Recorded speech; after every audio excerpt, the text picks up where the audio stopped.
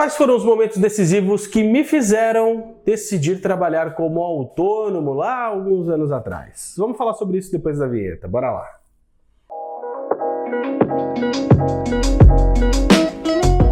Fala meu querido, minha querida, seja muito bem-vindo ao meu canal, onde eu falo tudo sobre marcas para você que é profissional liberal.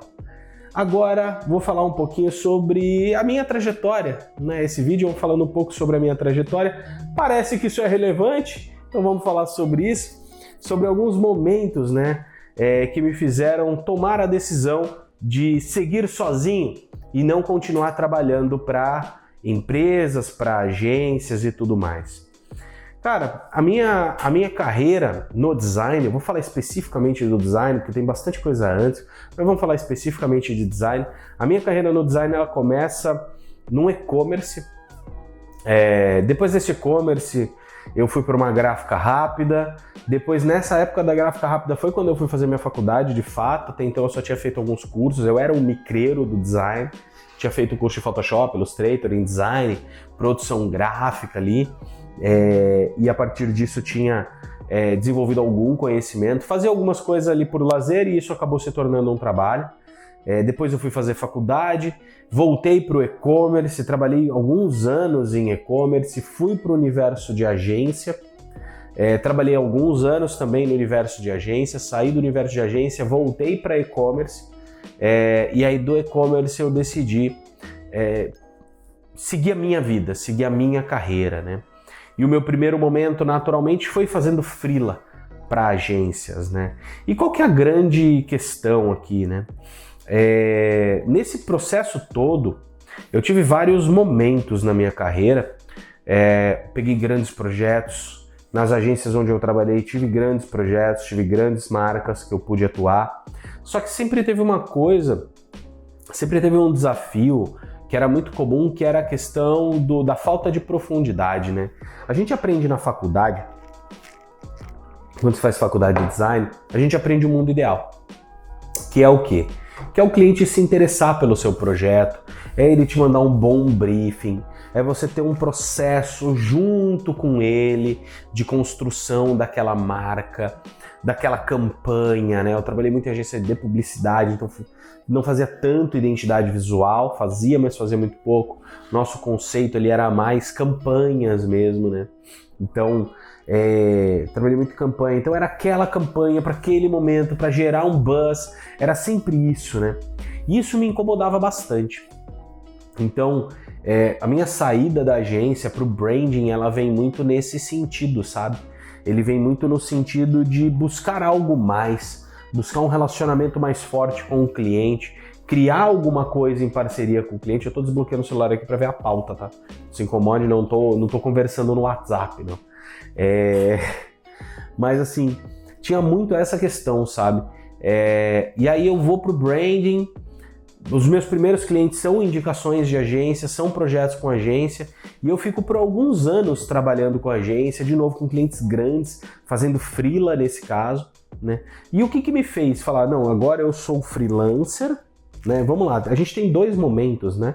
Tem um momento que me faz sair de empresa para ser freela, tem um momento que faz eu deixar de ser freela para ser autônomo, e tem um momento que eu deixo de ser autônomo para ser empresário. É muito curioso isso, porque tem várias transições aí, né?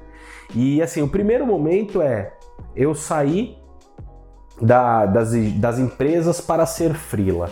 Qual que era o grande objetivo? A grande questão é que assim, você não ter controle sobre o processo, para mim, incomodava muito. Não ter controle sobre o processo me incomodava bastante, né? Não poder ali falar com o cliente muitas vezes, não entender o contexto do cliente, isso não me impedia de fazer boas estratégias na minha visão. Então, por não ter esse contato direto, eu já não queria mais. E eu entendia que como freelancer, muitas vezes eu ia lidar com empresas pequenas, né? Eu já tinha essa consciência, e lidando com empresas pequenas eu lidaria sempre com o dono da empresa. Quase caiu o gravador aqui.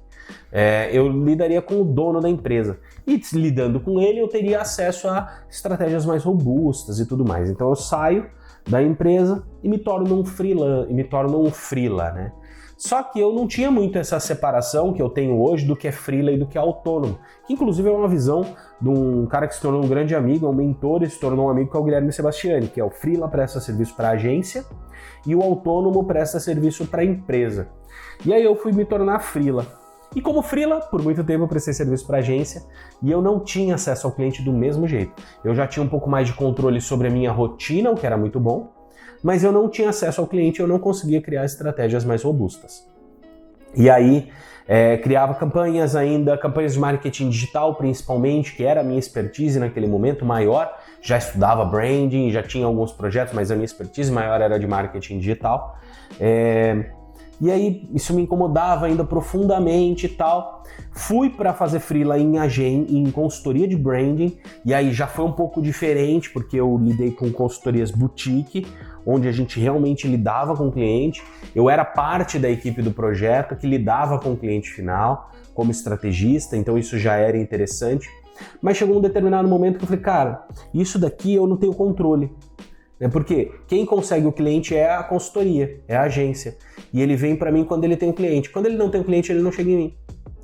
E isso não me é interessante. Eu preciso de ter fluxo, cara. Eu tenho conta para pagar. Então eu preciso ter fluxo, então eu preciso migrar. Deixar de ser freela e ser autônomo, direcionar o meu negócio para me tornar um autônomo. E aí é quando eu faço essa segunda mudança. Eu deixo de ser freela, eu fiquei como freela, eu devo ter ficado como freela uns 2, 3 anos, né? E aí eu fui para esse movimento de me tornar autônomo. E me tornando autônomo, eu pude atender os meus clientes. E aí eu já tinha uma coisa mais legal. Eu fazia freela ainda, para projetos maiores, e era autônomo atendendo os meus clientes. Atendi muito cliente pequeno, mas aí eu tinha acesso ao dono. Eu fazia estratégias mais robustas, eu tinha o controle da minha rotina e eu tinha o controle da minha prospecção. Então eu conseguia meio que prever ali, quanto que eu ia ter de receita futuramente, eu que fechava os projetos, a grana era toda minha, era muitas vezes menor do que a do freela, mas era toda minha, então tinha uma satisfação pessoal ali, Então eu fui tocando dessa forma e comecei a pegar projetos maiores, projetos mais interessantes, projetos mais lucrativos. O olho tá coçando bastante por causa da iluminação aqui, mas a gente vai seguir. Projetos maiores, projetos mais interessantes, projetos mais com maior visibilidade, inclusive. É muito interessante isso, muito importante isso, lembrar. E aí, cara, chegou um determinado momento que, como autônomo, e essa é a última virada de chave, pelo menos por enquanto, como autônomo, eu não estava conseguindo fechar os clientes que apareciam para mim. Olha que curiosidade. Apareciam clientes de grande porte, começaram a aparecer clientes de grande porte, grupos agrícolas e tudo mais. Só que quando chegava para me contratar, eu apresentava a proposta, fazia tudo bonitinho, tal, muito organizado, metodologia e tal. Chegava lá, eu ouvi 3 vezes isso.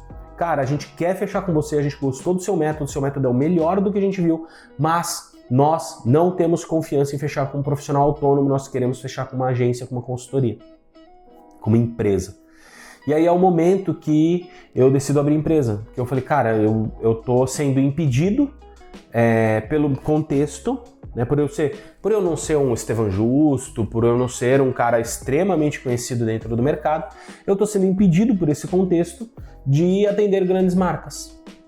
Então eu preciso fazer alguma coisa. E aí nasce a Salcio, que aí é quando o Daltro deixa de ser um profissional autônomo, vira o estrategista de marca da Salcio e o empresário, dono da Salcio. Quando nasce essa empresa, a gente começa a pegar projetos maiores. Então percebe que são vários momentos de transição, e esses momentos de transição, eles têm diferentes motivações, percebe?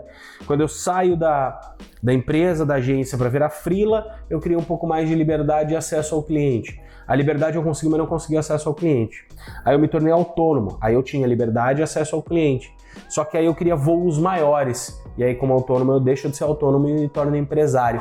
Muito interessante isso. Eu nunca tinha parado para pensar antes de montar a pauta desse vídeo. Na verdade, antes de começar a falar desse vídeo, porque aqui na pauta só está escrito assim, o que motivou a considerar a carreira autônoma. Então eu já acabo falando um pouco de tudo, desse processo.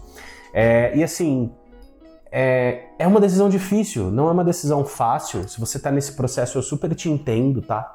Não é uma decisão fácil você simplesmente pegar e falar, vou abrir mão do meu emprego, da minha estabilidade, entre aspas, da segurança de que eu vou receber um salário, de que se eu for mandado embora eu recebo um seguro-desemprego e coisa do tipo, para empreender, Cara, É difícil, não é uma decisão fácil, mas eu acho que o jeito mais simples de tomar essa decisão, eu falei disso em outro vídeo, já tenha os seus clientes freela, já vai construindo a sua carreira como freelancer ou como autônomo, tanto faz na prática, né, na forma que você vai atuar, né, porque assim esse momento de transição ele fica um pouco menos dolorido. Eu já tinha alguns clientes como freelancer quando eu fiz a transição de empresa para freela, né, então acabou sendo mais fácil. Eu já tinha os clientes ali que me mantinham uma certa renda mínima, não era o que me bancava, mas me mantinha uma certa renda mínima para pelo menos eu não pagar para trabalhar. Então, e aí eu tinha um fundo de caixa, eu tinha um fundo de emergência e tal, que me ajudou nesse período, né? Assim como uma rede de apoio e tudo mais, isso sempre ajuda. Não é um processo fácil, mas é um processo possível. Se você quer fazer isso, dá para fazer. Saiba que dá para fazer, é importante saber que dá para fazer. E analise, cara, sempre analise, eu sempre falo isso, não é tomar a melhor decisão, é tomar uma decisão consciente. Levante prós e contras de tudo, antes de tomar essa decisão. Quais são os prós e contras? Cara, depende do teu contexto. No meu contexto, liberdade era uma coisa muito importante, grana estava meio que em segundo ponto naquele momento, estava em segundo plano naquele momento, inclusive foi um erro, eu deveria ter considerado grana como primeiro plano, mais do que liberdade. Percebo que houve erros, não foi um processo 100% tranquilo. Então assim, cara, levanta os seus prós e contras, aquilo que faz sentido para você. Mas não deixe de fazer isso, tá? Não deixe de fazer isso. Não deixe de levantar. Não fica pensando só no, eu vou trabalhar de casa, de cueca. Cara, eu, por exemplo, aprendi que isso para mim não faz sentido. Eu adorava a ideia de trabalhar de casa, de bermuda, sem camisa, só que eu percebi que para mim não faz sentido, que eu não rendo. E aí eu tinha que ter um escritório, eu tive que absorver um custo. Olha só que curiosidade.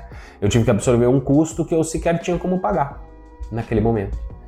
Então, tente entender um pouco disso, tente entender se você já funciona no home office, se você vai funcionar melhor no escritório mesmo.